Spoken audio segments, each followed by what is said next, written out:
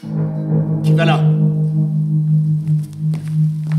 C'est Créon en personne. Tout profite de l'orgueil qu'il éprouve à régner sur les Grecs.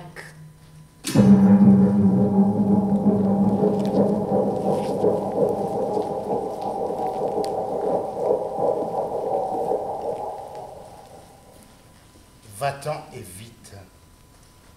Délivre-nous sur l'heure du monstre horrible et cruel que tu es. Pour quel crime? Pour quelle faute suis-je condamné à l'exil? Tu me fais peur. Je n'ai pas à le cacher. Je te connais. Tu es subtil, initié aux incantations secrètes. Sans cesse on me rapporte que tu trames une vengeance terrible. Il me faut prévenir le mal. Être faible aujourd'hui, c'est vouloir affronter demain un désespoir sans recours. J'ai déjà tellement souffert, Créon, des bruits qui courent sur moi.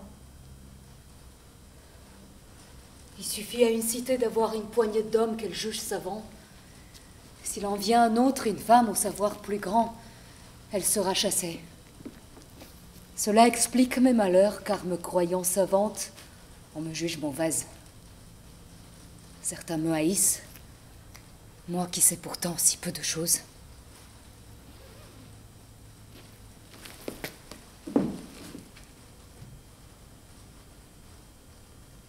C'est à toi maintenant que je fais peur, Créon.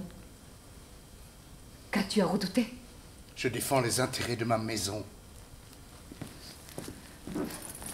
Si c'est ton juge que tu parles, prends la peine d'instruire mon procès. Si c'est ton roi, ordonne. Qu'il soit juste ou injuste, tu dois te plier aux ordres du roi. Lorsqu'ils sont injustes, les rois ne règnent pas éternellement. Va donc te plaindre auprès des colchidiens. J'y retourne. Que celui qui m'a amené ici me reconduise. Ta demande arrive trop tard, ma décision est prise. Quiconque grandrait sans avoir entendu les deux parties ne saurait être juste, quand bien même son arrêt le saurait. As-tu pris la peine d'entendre Pélias avant de lui infliger son supplice?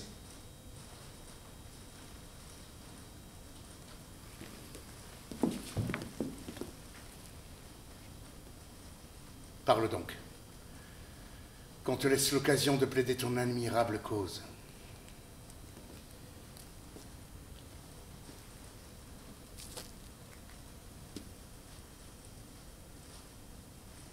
Le seul crime qu'on puisse me reprocher, c'est d'avoir permis le retour de l'Argot. Si la jeune fille que j'étais avait pris le parti de l'honneur, le parti de son père, c'est la Grèce tout entière qui aurait été entraînée dans la chute de ses héros. Et ton futur gendre aurait été le premier à mourir, dévoré par les feux jaillissants des naseaudins féroces taureaux.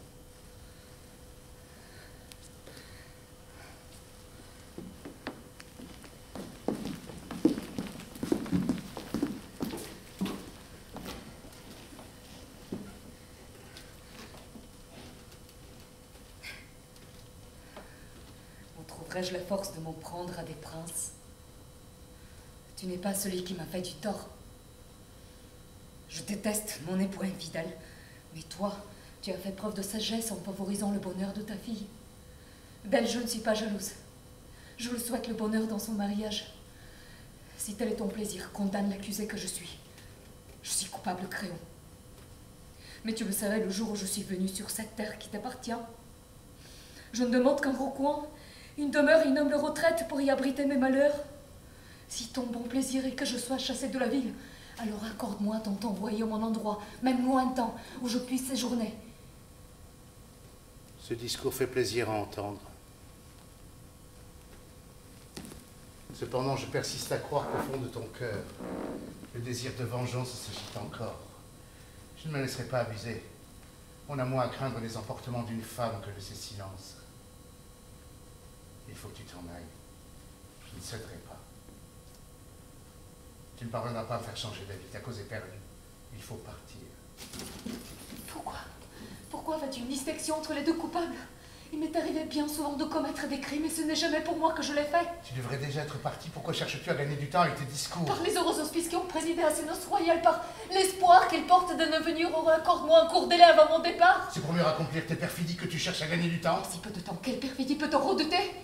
Lorsqu'il s'agit de nuire, quelques instants suffisent. Si peu de temps, tu le refuses à une malheureuse.